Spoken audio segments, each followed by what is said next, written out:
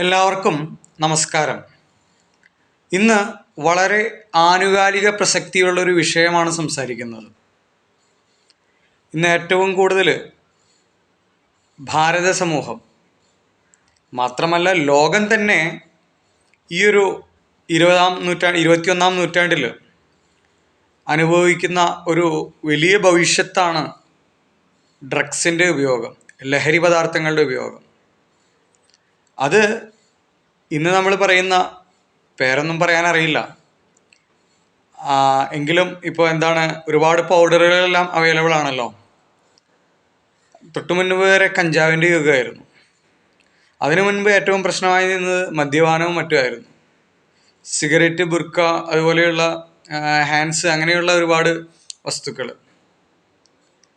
എല്ലാം ഒരുപോലെ ലഹരിയാണ്, ചായ ഉൾപ്പെടെ.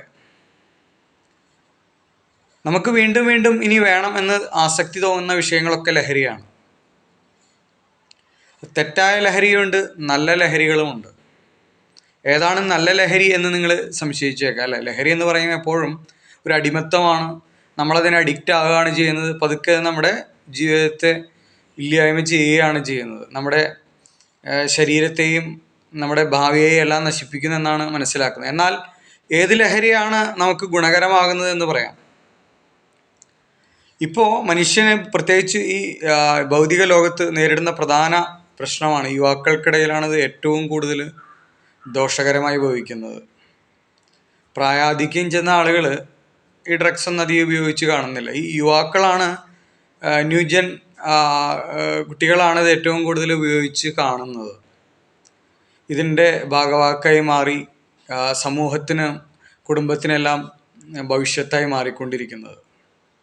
ഇതിന് പ്രധാന കാരണം നേരത്തെ പറഞ്ഞ യഥാർത്ഥ ലഹരിയെക്കുറിച്ച് അറിയാത്തതാണ്. തെറ്റായ ലഹരിയിലേക്ക് അവരെ വഴി തെറ്റിച്ച് കൊണ്ടുപോകുന്നത്. ശരിയായ ലഹരി ഏതെന്ന് അറിയേണ്ടതായിട്ടുണ്ട്. നമ്മൾ ദുഃഖം വരുന്ന സമയത്ത് ആ ദുഃഖത്തെ ഇല്ലായ്മ ചെയ്യാനായിട്ട് ലഹരിയെ ആശ്രയിക്കുകയാണ് ചെയ്യുന്നത്. അത് എന്താ ഉണ്ടാകുന്നത്? ദുഃഖം കുറയ്ക്കുകയാണോ ചെയ്യുന്നത്?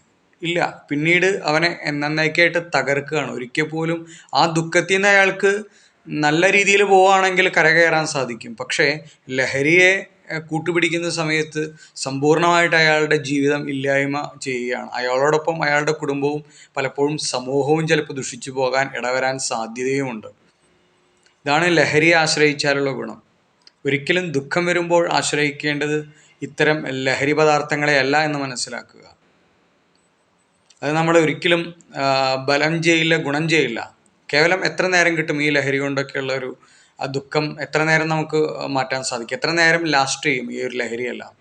മദ്യപാനം ചെയ്ത് കഴിഞ്ഞാൽ ഡ്രഗ്സൊക്കെ നിത്യം നമുക്ക് കിട്ടുന്ന ലഹരിയാണോ? 24 hours നമുക്ക് കിട്ടുന്ന ലഹരിയാണോ? അല്ലെങ്കിൽ ജീവിതാന്ത്യം വരെ നമുക്ക് കിട്ടുന്ന ലഹരിയാണോ ഇത്തരം ലഹരികളെല്ലാം? മദ്യപാനം ഒരു ബോട്ടിൽ വാങ്ങുന്നതിന് എത്ര പൈസ നമ്മൾ ഇൻവെസ്റ്റ് ചെയ്യണം? മാത്രമാണോ അത് വാങ്ങിച്ച് കഴിച്ചാലോ ശരീരത്തിന് ദോഷമെന്ന ബോട്ടിലിൽ തന്നെ എഴുതി വെച്ചിട്ടില്ലേ? ഇനി അതൊക്കെ ആണെങ്കിൽ തന്നെ ഇരിക്കട്ടെ, അത് കഴിച്ചു കഴിഞ്ഞാൽ നമുക്ക് 24 hours നമുക്ക് ഇതിലൊരു സന്തോഷം കിട്ടുന്നുണ്ടോ? ലഹരി കിട്ടുന്നുണ്ടോ? അല്ലെങ്കിൽ ജീവിതകാലം മൊത്തം കിട്ടുന്നുണ്ടോ? ഇല്ല, എത്രയോ ഒരു മണിക്കൂറുകളല്ലേ കിട്ടുന്നുള്ളൂ. അപ്പോൾ പൈസ കൊടുത്ത്, അത്രയും പൈസ ചിലവാക്കി നമ്മളൊരു സാധനം മേടിക്കുകയും നമ്മുടെ ശരീരത്തെ ദുഷിപ്പിക്കുകയും അതോടൊപ്പം അതിന് യഥാർത്ഥ റിസൾട്ടും കിട്ടുന്നില്ല. കുറച്ച് നേരം ലഹരി കിട്ടുന്നുള്ളൂ. പിന്നെ എന്തിനാണ് ഇത്തരം ലഹരികളുടെ ഉപയോഗം? ഇതുകൊണ്ട് എന്താണ് ഗുണം? സ്വന്തം ശരീരം നശിക്കുന്നു, കുടുംബം നശിക്കുന്നു, സ്വയം നശിക്കുന്നു, സമൂഹം നശിക്കുന്നു, എല്ലാം നശിക്കുന്നു. അപ്പം എന്തിനാണ് ഇതിനെ ആശ്രയിക്കുന്നത്? ഇനി ദുഃഖം മാറാനല്ല, സന്തോഷം കിട്ടാനായിട്ടാണ് ചെയ്യുന്നതെങ്കിൽ ഇതുകൊണ്ട് സന്തോഷമാണോ കിട്ടുന്നത്? എന്താണ് ഈ ഡ്രഗ്സൊക്കെ ഉപയോഗിക്കുന്നവരുടെ പരിണിത ബലം? അത് സന്തോഷമാണോ തരുന്നത്? വീട്ടുകാർക്ക് സന്തോഷം ഉണ്ടാക്കുന്നുണ്ടോ? സമൂഹത്തിന് സന്തോഷം ഉണ്ടാക്കുന്നുണ്ടോ? അപ്പം ഏത് രീതിയിലാണ് ഈ ലഹരിയെ ആശ്രയിച്ച് യുവാക്കൾക്ക് ഹരം കൊള്ളുന്നത്? ഈ ലഹരി പദാർത്ഥങ്ങൾ ഉപയോഗിക്കുന്നതുകൊണ്ട് എന്താണ് നേട്ടം? ഒന്ന് പറയാമോ? ഏതെങ്കിലും ഒരു നേട്ടത്തെ ഒന്ന് പറഞ്ഞു തരാമോ യുവാക്കളെ? ഇതൊരു ചോദ്യമാണ്, അറിയാൻ പാടില്ലാത്തതുകൊണ്ട് ചോദിക്കുന്നതാണ്. ചിന്തിക്കുക, യഥാർത്ഥ ലഹരിയെ കണ്ടെത്തുക. ഇപ്പോൾ നമ്മളൊക്കെ ഭക്തി മാർഗത്തിൽ, ജ്ഞാനത്തിലൂടെ, സ്പിരിച്വൽ നോളജിലൂടെ, ഈ സുപ്രീം നോളജായിട്ട് കണക്കാക്കുന്ന സ്പിരിച്വൽ നോളജിനെ കുറിച്ചാണ്. സ്വന്തം ആത്മാവിനെക്കുറിച്ചും ആത്മാക്കളെക്കുറിച്ചും പരമാത്മാവായ ഈശ്വരനെക്കുറിച്ചും നമ്മൾ എവിടെ നിന്ന് വന്നു, എന്താണ് നമ്മൾ ഇവിടെ ചെയ്യാൻ നമുക്കുള്ള ധർമ്മം, എന്താണ് മാനവികത, എന്താണ് മനുഷ്യത്വം, എന്താണ് മനുഷ്യജന്മത്തിൻ്റെ പരമപ്രയോജനം, എന്താണ് ലക്ഷ്യം, എന്താണ് ആ സുപ്രീം ഗോഡ്, എന്താണ് ആ സുപ്രീം അബോർഡ്, എന്താണ് ആ സുപ്രീം ഡെസ്റ്റിനേഷൻ, ഇതിനെക്കുറിച്ചൊക്കെ the supreme soul, supreme personality of Godhead ആരാണ്, ഇതിനെക്കുറിച്ചൊക്കെയാണ് നമ്മളെ സംബന്ധിച്ച് ലഹരി തരുന്ന ആ ജ്ഞാനം എന്ന് പറയുന്നത്. ആ ജ്ഞാനം നേടുമ്പോൾ നമ്മൾ ഭക്തി എന്ന ലഹരിയിലേക്ക് പോകും. അതുകൊണ്ട് ഒരിക്കലും എനിക്കോ എൻ്റെ കുടുംബത്തിനോ എൻ്റെ സമൂഹത്തിനോ രാഷ്ട്രത്തിനോ ഈ ലോകത്തിനോ ഒരു ദോഷവുമില്ല, മറിച്ച് ഗുണവും ഉണ്ടാവുന്നു എന്നാണ് വിശ്വസിക്കുന്നത്. അപ്പം അങ്ങനെയുള്ള ലഹരിയല്ലേ നമുക്ക് വേണ്ടത്. അതിന് ഒരു രൂപ പോലും ചിലവില്ല, അത് ശരീരത്തെ ദുഷിപ്പിക്കുന്നില്ല, അത് ഏതെങ്കിലും 2 മണിക്കൂറോ 3 മണിക്കൂറോ അല്ല അതിൻ്റെ ലഹരി. 24 hours ഈ ലഹരിയിലാണ്. ജീവിതത്തിൻ്റെ അവസാന ബ്രത്ത് എടുക്കുന്നവരെ നമുക്ക് ഈ ഒരു ലഹരി ഉണ്ടാവും. ഈശ്വരനോടുള്ള ആ പരമപ്രേമം ഉള്ള ഭക്തിയുള്ള ഒരു ഭക്തനെ സംബന്ധിച്ച്, ഒരു ഡിവോട്ടിയെ സംബന്ധിച്ച് ഇതല്ലേ യഥാർത്ഥ ലഹരി. ഇത് ശരിക്കും പഠിപ്പിക്കുന്നത് സനാതന ധർമ്മത്തിലാണ്. മനുഷ്യന് ഇപ്പോൾ യുവാക്കൾക്കിടയിൽ ധർമ്മച്യുതി സംഭവിച്ചിരിക്കുന്നു. അതാണ് ഇത്തരം തെറ്റായ ടെമ്പററി ആയിട്ടുള്ള സുഖങ്ങളുടെ പിറകിൽ, ലഹരികളുടെ പിറകിൽ ആളുകൾ പോകാൻ കാരണം.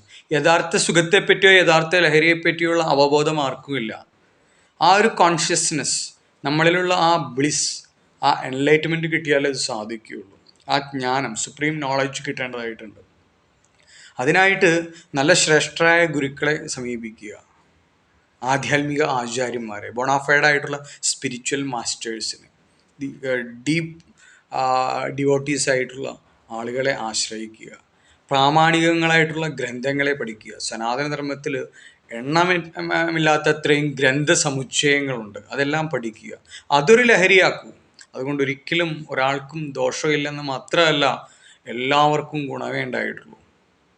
പ്രിറ്റൻഡർ ആവണം എന്നല്ല പറയുന്നത്. കുറിയും അല്ലെങ്കിൽ മറ്റുള്ള ആടയാഭരണങ്ങളൊക്കെ അണിഞ്ഞ് ഒരു സന്യാസിയെപ്പോലോ യതിയെപ്പോലോ കപടയതിയാകണം എന്നല്ല പറയുന്നത്. മറിച്ച് ഈ അവബോധം, യഥാർത്ഥ ജ്ഞാനം ഉണ്ടാക്കിക്കൊണ്ട് ഒരു പ്രിറ്റൻഡർ അല്ല ആകേണ്ടത്, മിഥ്യാചാരി അല്ല ആകേണ്ടത്. മറിച്ച് ജ്ഞാനം നേടി നമ്മൾ സ്വയം ആ ഒരു ഐഡിയൽ പേഴ്സണായിട്ട് സമൂഹത്തെയും അതിലേക്ക് നയിക്കണം. അല്ലെങ്കിൽ ഏതെങ്കിലും പൈസയ്ക്ക് വേണ്ടിയിട്ട് നിങ്ങൾ സ്പിരിച്വാലിറ്റി പഠിക്കണമെന്നോ, ഒരു ജ്യോതിഷനാവണമെന്നോ, ഒരു പൂജാരി ആകണമെന്നോ, അല്ലെങ്കിൽ അങ്ങനെ കുറേ കുറിയൊക്കെ മാലയൊക്കെ ഇട്ട് നടക്കണമെന്നോ അല്ല പറയുന്നത്. എന്നാൽ യഥാർത്ഥമായ ആത്മജ്ഞാനം നേടുക, ലക്ഷ്യത്തെ മനസ്സിലാക്കുക, അതൊരു ലഹരിയാണ്.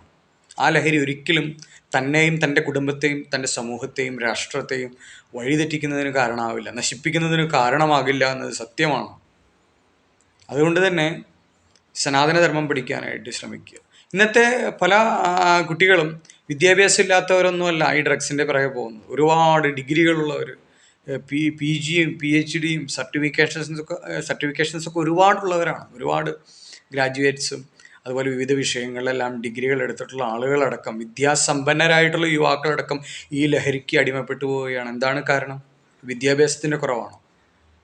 പാവപ്പെട്ട ആളുകൾ മാത്രമാണോ, ദുഃഖം കൊണ്ടാണോ ഇനി ലഹരിക്ക് അടിമപ്പെടുന്നത്? അല്ല, സമ്പന്നരായിട്ടുള്ള, സമ്പന്ന കുലജാതരായിട്ടുള്ള ആളുകളിലെ കുട്ടികളും യുവാക്കളും ഇതിന് വശംവദരായി പോകുന്നുണ്ട്, ലഹരിക്കടിമകളാകുന്നുണ്ട്. അപ്പം എന്താണ്? സമ്പത്തില്ലാത്തതാണോ, വിദ്യയില്ലാത്തതാണോ ഈ ലഹരിക്ക് അടിമപ്പെടാൻ കാരണം? അല്ല. എന്താണ് അപ്പം ഇതിന് കാരണം? ധർമ്മത്തെക്കുറിച്ചുള്ള അവബോധമില്ലായ്മ, ധർമ്മച്യുതി സംഭവിച്ചിരിക്കുന്നു. എന്താണ് ലക്ഷ്യം എന്ന് മനസ്സിലാക്കാതെ ഉള്ള അവസ്ഥ. മൃഗമല്ല മനുഷ്യൻ, മൃഗതുല്യം അല്ല മനുഷ്യൻ്റെ ജന്മമാകേണ്ടത്. എന്താണ് മൃഗത്തിൽ ഇല്ലാത്തൊരു പ്രത്യേകത? എന്താണ്? നമുക്ക് അവബോധമാണല്ലോ, ആ കോൺഷ്യസ്നെസ് ആണല്ലോ. നമ്മൾ മനുഷ്യനാണെന്നും അത് മൃഗമാണെന്നും തിരിച്ചറിയാനുള്ളത്, ഓരോന്നിനെയും വസ്തുക്കളെ തിരിച്ചറിയാനുള്ള കഴിവാണല്ലോ നമ്മുടെ. മൃഗങ്ങൾക്ക് അറിയുന്നില്ല ഒരു മൃഗമാണെന്ന്, എന്നാൽ നമുക്കറിയാം നമ്മൾ മനുഷ്യരാണെന്ന്. മനുഷ്യരാകണമെങ്കിൽ കുറേ കാര്യങ്ങളുണ്ട്. ആ മാനവികത മനസ്സിലാക്കേണ്ടതുണ്ട്. ഇല്ലെങ്കിൽ മനുഷ്യനും മൃഗവും ഒരേപോലെ തന്നെയാണ്. ഭക്ഷണം കഴിക്കുന്നു, സന്താനോൽപത്തി, അങ്ങനെയുള്ള ബാക്കി എല്ലാ കാര്യങ്ങളും മൃഗങ്ങൾക്ക് സാധിക്കും. കേവലം ധനം സമ്പാദിച്ചുകൊണ്ട് മാത്രം മൃഗത്തിൽ നിന്ന് വ്യത്യസ്തരാകുന്നില്ല നമ്മൾ, അത് മനസ്സിലാക്കുക. കുറേ ഭൗതിക വിദ്യാഭ്യാസങ്ങൾ, സർട്ടിഫിക്കേഷൻസ് ഉണ്ടായതുകൊണ്ടൊന്നും എന്താണ് ആത്യന്തികമായ ലക്ഷ്യം നമ്മൾ നേടുന്നില്ല. കാരണം ഒരുപാട് സർട്ടിഫിക്കറ്റ്സ് ഉള്ള ആളുകളും ഒരുപാട് പണം സമ്പാദിച്ച ആളുകളൊക്കെ ഈ ലഹരിക്കടിമപ്പെട്ട് നശിച്ചു പോകുന്ന നമ്മൾ കാണുന്നുണ്ട്. ഇപ്പോൾ തന്നെ റീസെൻ്റ്ലി നിങ്ങളൊരു 6 മാസം മുൻപുള്ളത്, ഇപ്പോൾ 6 മാസം വരെയുള്ള ഒരു പേപ്പർ എടുത്ത് നോക്കണം, 2-3-ലധികം വാർത്തകൾ ഞാൻ വായിച്ചു. നല്ല ഡോക്ടേഴ്സ് അലോപ്പതി ഡോക്ടേഴ്സ് ഒരുപാട് വിദ്യാസമ്പന്നരാണ് അവർ, സമ്പത്തുള്ളവരാണ്, സ്വന്തം ഹോസ്പിറ്റലുള്ള ഉള്ള ആൾ. അങ്ങനെയുള്ള ആ ഡോക്ടേഴ്സ് സൂയിസൈഡ് ചെയ്തിരിക്കുന്നു, മരിച്ചിരിക്കുന്നു, സ്വയം ആത്മാഹുതി ചെയ്തിരിക്കുന്നു. അവർക്ക് എന്തില്ലാത്ത സമ്പത്തുണ്ടായിരുന്നു, ആരോഗ്യം ഉണ്ടായിരുന്നു, വിദ്യാഭ്യാസം ഉണ്ടായിരുന്നു, ധനം ഉണ്ടായിരുന്നു, എല്ലാം ഉണ്ടായിരുന്നു. എന്നിട്ട് എന്തുകൊണ്ട് പലരും അടിമപ്പെടുന്നു? എനിക്കറിയാം എത്രയോ ഡോക്ടേഴ്സിനെ, ഈ ലഹരിക്ക് അടിമപ്പെട്ട ആളുകളെ അലോപ്പതി ഡോക്ടേഴ്സിലുണ്ട്. അപ്പം എന്തുകൊണ്ടാണത്? അവർക്ക് എന്തിൻ്റെ കുറവാണ്?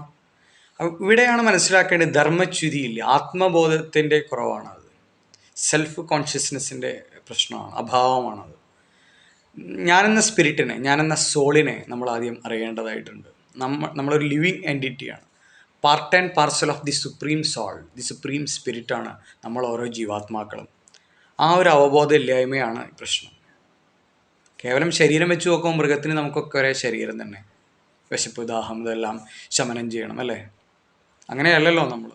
അപ്പം നമ്മൾ ഈ സനാതനധർമ്മം, മറ്റുള്ള സെമറ്റിക് മതങ്ങളിലെ ഒന്നിനും ഞാൻ വിമർശിക്കുന്നതല്ല, താത്തിക്കെട്ടുന്നതല്ല, എങ്കിലും പറയട്ടെ, സനാതനധർമ്മം അമൂല്യമാണ്, ശ്രേഷ്ഠമാണ്.